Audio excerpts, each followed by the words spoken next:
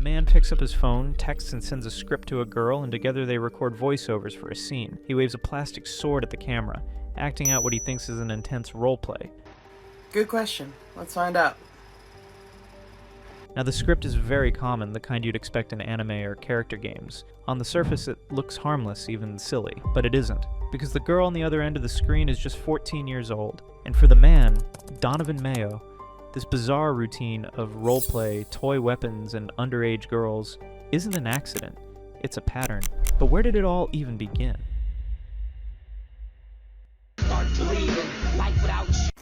Is that so? I love you all too, who loves me as well. Here, do a heart. What twisted path turned a grown man into an online predator hiding behind cosplay and plastic swords? And how did Donovan Mayo's roleplays spiral from cringeworthy skits into something far darker and far more dangerous? But the 14-year-old girl was neither the first one nor the last, because Donovan had given his audience quite a lot of red flags from the very beginning, though most of them were quite subtle. I hope you like what I've done with the place. Nothing's wrong. Everything's just completely right. Things that wouldn't bug anyone at first sight, but would eventually creep up on you. Now, to understand how Donovan built this twisted persona, we need to go back to the very start of his online journey. Donovan Mayo is a 21-year-old TikTok content creator whose passion for the Minecraft YouTuber Dream quickly became his defining obsession. He didn't just watch Dream, he went on to build a world around him. See, Dream had a private Minecraft server called the Dream SMP, a sprawling narrative universe driven by characters, alliances, betrayals, and dramatic lore. And Donovan became so enamored with the Dream SMP that he decided to recreate it in real life, live action but in DIY fashion. With nothing more than paper plates, tape, and a where there is a will, there's a way attitude, he launched the Donovan Mayo live-action SMP universe. It was messy, quite absurd, but it was entirely his, and that's probably the only thing that mattered to him. He populated that world with characters inspired by the Dream lore, but the one that stands out the most, his signature creation, is a persona called Lost Dream. Here I come, Dad. You're my next victim. Oh. Brother, how's it going? Lost Dream is Donovan's own edgy villain character, a walking stereotype of all the angsty anime tropes rolled into one. He wears a makeshift face mask to seem mysterious, carries a plastic sword, wields a Nerf gun, and often behaves like he's got some epic backstory we're missing. In the realm of his live-action SMP, Lost Dream isn't just a side character, he's a centerpiece of chaos, and the Lost Dream character is even documented on fandom wikis. But his live-action content wasn't all Donovan did. He also posted ordinary TikTok content, dancing videos, food reviews, trend participation, and during one of those food reviews, he struck gold, his viral moment that gathered many. In that clip, he eats a sticky bun in a filthy, over-the-top way that sets all the criticisms flying. I don't know how this song goes. Bon appetit, baby. That food video wasn't high art. It was raw, messy, and literally gross. But it cemented Donovan's reputation as someone who pushes boundaries and embraces shock value. If we step back and look at the trajectory, Donovan's path has three clear phases. So far, he started out as a fan-turned-creator. Next, he launched his character persona, the Lost Dream, his flagship character. And finally, he gathered the shock and viral growth, with content that didn't stay in the safe zone got more attention. I wish Dad could see me now. Maybe I should visit Daddy D to let him see the bloodshed I caused in the server. His fame isn't built on one niche. One day you're watching him reenact Minecraft lore, the next you're watching a messy food video. That oscillation is part of what makes him hard to pin down and easy to criticize. His content draws from anime, cosplay, and gaming communities. He's tried to fuse them together under this persona he's built. But with that fusion comes a risk, because the lines between fantasy and reality are fragile, especially when you begin role-playing extremes, especially when you invite minors into your universe. That background is the soil in which the darker parts of Donovan Mayo's story would grow, tropes turning to obsession, cosplay bleeding into dangerous roleplay, and fantasy morphing into a tool for manipulation. In the earliest days of Donovan Mayo's TikTok journey, he leaned hard into gimmicks. One of his go-to tools was a voice modifier, a digitally deepened voice that according to him made him sound darker, more mysterious, more alpha. There you are. Come here. Just want to let you know that you did such a good job today. I'm so proud of you. You're such a good girl. He would record himself saying odd lines in that altered tone, often paired with weird visuals or scenarios, hoping it'd give him an edge. That persona coexisted alongside his live-action Dream SMP universe, food reviews, and dancing videos. But as soon as people caught on, trolls began to swarm. His sticky bun video, which was simply messy, bizarre, and disgusting, pulled in attention. And once people knew who he was, they dug into his content and discovered the Dream SMP roleplay underworld he was building. They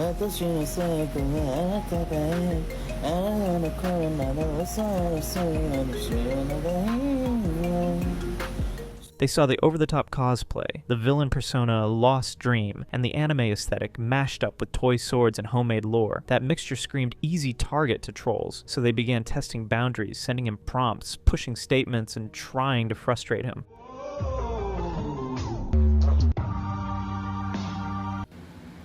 Why do people always bring this up on my mention? Listen. Listen. I don't care about the LGBTQ community. People are allowed to date whoever they want, whatever gender they want, however they want. I'm just letting bygones be bygones. But still, stop putting that on my mentions. One thing they found got under his skin: LGBTQ tags. They would tag Donovan under LGBTQ content even though he publicly insisted he was straight. To him, that was an insult. He saw it as a misconception that needed to be corrected. In his mind, being misread that way threatened his carefully constructed image as a straight, desirable guy who flirts with girls. Getting ridiculous. And totally uncalled for. So when democratic internet users began tagging his videos with pride flags or comments implying he was queer, he erupted. He made videos denying he was gay, stating he didn't want to receive those kinds of messages. People, stop adding me in gay things I've already seen. He claimed that sending him LGBTQ content was misinterpreting him. The trolls leaned into this. It created back and forths. They would mock, he would deny. I am sick and tired of seeing that every single time. It just makes me want to leave TikTok. He would try to prove his straightness, sometimes by flirting with girls, even ones who might be a little too young. One memorable moment is when a troll asked him to do the roar. Donovan took the bait. He stared into the camera, let loose a dramatic roar, fully committing to the prompt. Roar, huh?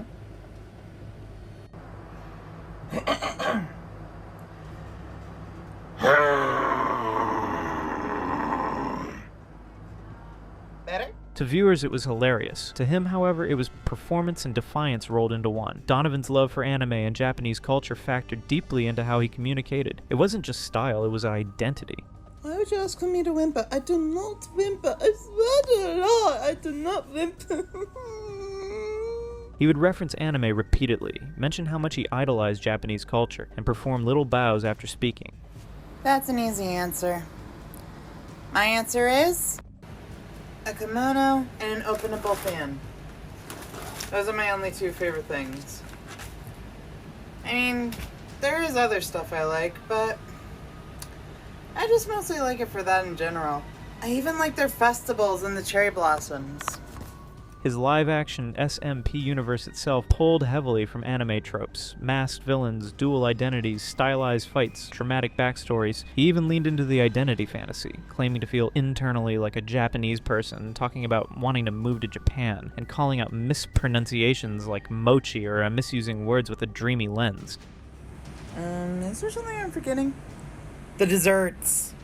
They are the best. Especially the mochi. Actually, is mochi Japanese? No, I'll look it up later. Because of this, he built a kind of dual identity on one hand, the Dream SMP creator, roleplayer, Lost Dream, alter ego, on the other an anime lover flirting with girls, battling trolls, and denying anything that threatened his constructed identity. It's in this space, the intersection of fantasy, identity, trolling, and insecurity, where much of his darker behavior emerges. Triple dog dare. I triple dog dare you to call your crush. Hey crush, I love you. Because when your identity is built on performance, criticisms become existential threats. A troll whispering, "You're gay," or "You're weird," can feel like violence. Donovan would respond with creepy TikToks, deep-voiced monologues, flirtatious lines, overdrawn declarations of his straightness. Perhaps he believed these were seductive, perhaps protective. Over time, this performance warped into something more than just content. It became defense. His voice modifier, his DIY persona, his mask and sword, and his insistence on straightness are all tools to push back against misinterpretation or mocking from trolls. By the time the scandal started to emerge, accusations involving minors, role plays gone wrong, boundary crossing, Donovan's whole identity was already fated to fail. I always say, if it can't hide the blood, I don't want it on my rug. Well, I just made that up today. The smell of the undead, my fave.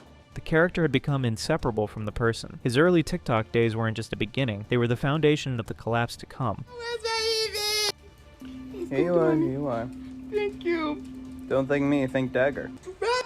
Everything up until this point, Donovan's role plays, his voice modifier antics, the anime obsession, even the trolls, was only setting the stage, because what came next would take things to a darker, far more disturbing level. I love a lot of things about Japan. In fact, I'm also a big fan of the Kamen Rider stuff. Speaking of which, I heard they're doing a new Kamen Rider called Kamen Rider Geats. And it all started when Donovan introduced a new character into his live-action SMP universe. This character was called Phoenix Dream. SMP welcoming video for Phoenix Dream and her SMP. Enjoy. Hey brother, they're here now. Good, send them in. At first, she seemed like just another addition to Donovan's ever-expanding cast of homemade personas, a way to inject new life into his ongoing roleplay and give Lost Dream someone to bounce off of. On the surface, nothing about it seemed different from his usual antics. Just another mask, another storyline, another layer in his universe. This is my Merithian Master Blade. I actually forged it out of the Merithian candle. Quite a rare specimen, if you ask me. We actually forge all our weapons into artifacts born from beasts. She is described as the love interest for the character Lost Dream in the character description for it, but there was one key difference. Phoenix Dream wasn't voiced by Donovan himself. Sometimes she was played by a female friend of his, and as people would later discover, that friend was only 14 years old. Now for obvious reasons, we won't be showing any clips of her voice here, but even when she wasn't there, Donovan had Phoenix Dream's lines represented by plain text boxes on screen, and the way he spoke to the character was deeply unsettling. At first it seemed harmless enough. He simply introduced Phoenix Dream as a new ally or rival, another colorful piece of his eccentric SMP project. But then, as Donovan so often does, he blurred the line between fantasy roleplay and real-world obsession. So I'm asking you, buddy, where is this Phoenix Dream everyone talks about? In one particular scene, Donovan's Lost Dream persona makes a proposition. He lays out the terms. He will release everyone without killing them if Phoenix Dream agrees to go on a date with him. And I want a proposition for you. Go on a date with me, and I'll spare everyone. That's not edgy storytelling. That's not quirky improv. That's a grown man, 21 years old, role-playing a date scenario with a teenage girl, dressed up as dark villain charm. And this is where Donovan's behavior shifts from embarrassing to predatory. He clearly wanted his audience to see him as this brooding, mysterious figure who could command and seduce his way through any situation. He wanted to play the role of a powerful villain who wins not by force, but by manipulating others, particularly women, into compliance. Don't play with me, you... Never mind. But let's strip away the costumes and toy swords for a second. What's actually happening here is a 21-year-old man weaving romantic tension into his scripted universe with someone barely into her teens. That power imbalance isn't just inappropriate, it's exploitative. And that's the core of Donovan Mayo's downfall. His entire online persona thrives on performance, the deep voice, the anime bowing, the edgy alter egos. But when he drags a real, underage girl into those storylines, when the fantasy crosses into reality, it becomes a very real danger. For the kids involved, this started as nothing more than a fun fandom activity, sharing inside jokes, acting out Minecraft-inspired skits, being part of a community. At 13 or 14, you're not thinking about the sinister possibilities. You don't expect the guy on the other side of the screen to twist that innocence into his own power fantasy. But Donovan did. What makes it even more disturbing is how consistent this pattern is in his behavior. Even outside Phoenix Dream, Donovan has always framed himself as the straight, available guy. His whole image is built on trying to prove he's attractive, desirable, manly. He wants young women to see him as someone worth pursuing. challenging. So when he suddenly had access to a real teenage collaborator, he pulled that same persona into their interactions. Only now, it wasn't hypothetical, it was personal. And this is where Donovan's world starts to unravel, because unlike his voice-modified flirt TikToks or his mispronounced mochi skits, there's no way to brush this one off as harmless cringe. This wasn't a grown man embarrassing himself with a sticky bun. This was a grown man attempting to insert romantic tension into role plays with a 14-year-old girl. It's predation dressed up as cosplay. To the trolls who had been following Donovan, this was fuel. They clipped, shared, dissected, and mocked these moments, exposing the darker undertones of his SMP project. But beyond the jokes, there was a genuine horror building, because this wasn't satire, this wasn't a parody, this was Donovan, fully committed, fully serious, playing out his villain fantasy with a child. I'm having fun.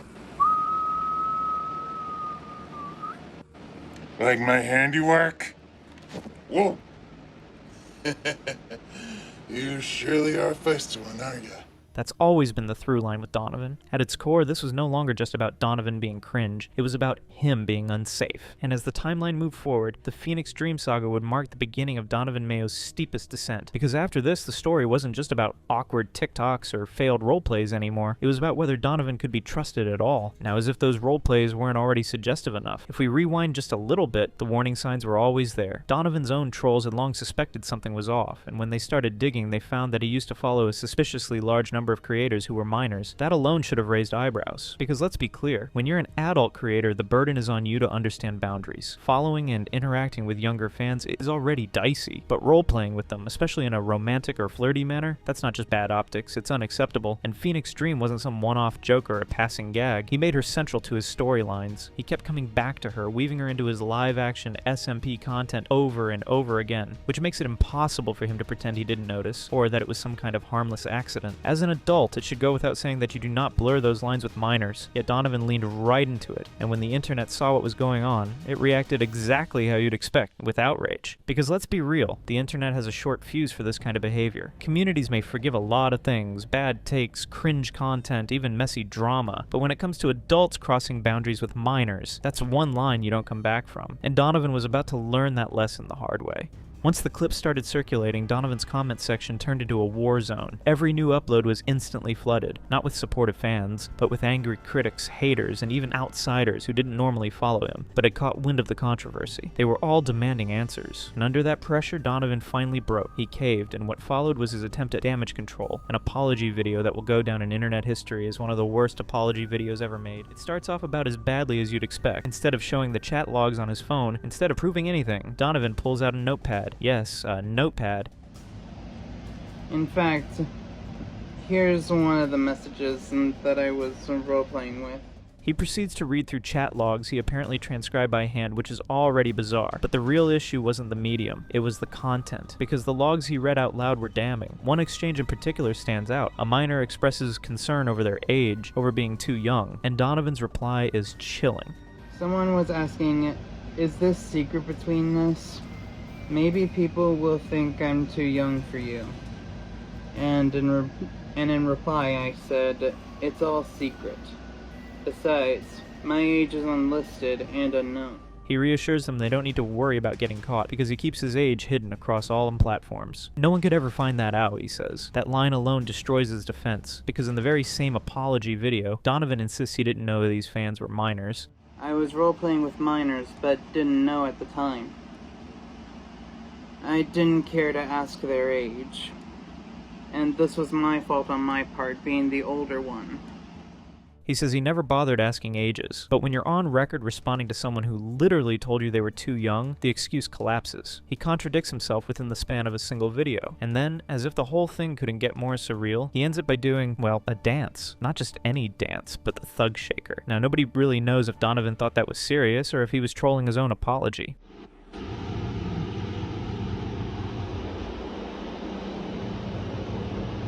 This is me doing the thug shaker. To prove that I am truly sorry. Some have suggested that trolls in his comment sections tricked him, convincing him that the thug shaker was a universal sign of sincerity in apology videos. But whether he was duped or not, the damage was done. The video wasn't just unconvincing, it was disturbing. Instead of clearing his name, it confirmed the worst suspicions. The internet didn't forgive, and the backlash only grew. Eventually, TikTok itself stepped in. Donovan's original account, the one he had built his following on, was banned. That should have been the end of the story. But Donovan wasn't ready to disappear. Almost immediately, he created another account and kept posting. In fact, he's already uploaded not one, but 2 additional apology videos there, neither of which managed to redeem him. Ladies and gentlemen, my name is Donovan Mayo. And this is a video to TikTokers who are minors. I saw that in text I may have did some shrewd things. Well, I'm here to tell you now that all of that was just acting. If anything, they just reinforce the narrative that he doesn't fully understand the seriousness of what he did. So while his name is forever tied to cringe roleplays and a string of disastrous apologies, the bigger takeaway here is that Donovan Mayo became a case study in what not to do. In fact, I still kind of practice for whenever I try to get a lover. Because the truth is, I've been single all my life. Never even had a single boyfriend or girlfriend. Yet, I've been wanting someone so badly. He ignored red flags, crossed boundaries, and when held accountable, delivered one of the most surreal non-apologies the internet has ever seen. At the end of the day, Donovan Mayo isn't just another TikTok oddball who made some cringe roleplays and got laughed off the app. It's about how the internet gives anyone a stage, and how easily that stage can be abused. I've just been acting, just so I can try to make myself feel better. And some of you actually wanted the stuff from me. Some of the stuff that is, well, as some people say, sexy. I just want to say, I'm not that guy for you. If you guys are gonna treat me like I'm some kind of toy to mess around with, or if you think I'll be treating you as a toy, I'm not. And while it might be tempting to treat him as just another meme, the truth is there's a very real consequence here. Because for every person trolling Donovan in his comments, there were younger fans who genuinely trusted him, who saw him as a fellow fan.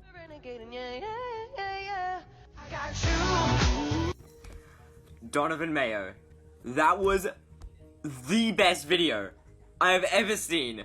I am taken aback. That was honestly amazing. The apology fiascos only drove the point home. Instead of accountability, viewers were given contradictions, excuses, and a bizarre dance routine that all but guaranteed his downfall. And yet, the fact that Donovan keeps trying to resurface, making new accounts, putting out more apologies, shows us how hard it is to truly erase someone from the internet once they've built a name, even a notorious one. So what do we take away from this? Maybe it's that platforms like TikTok need stronger safeguards. Maybe it's a reminder that the dynamics between creators and young fans can be dangerous when boundaries aren't respected. Or maybe it's simply this: Donovan Mayo is a cautionary tale, a reminder that once you put yourself out there, the internet never forgets. Because when the curtain falls, all that's left isn't the live-action SMP, or even the deep voice skits. What's left is broken trust and a string of disastrous apologies, with still those who think the internet is just a playground with no rules.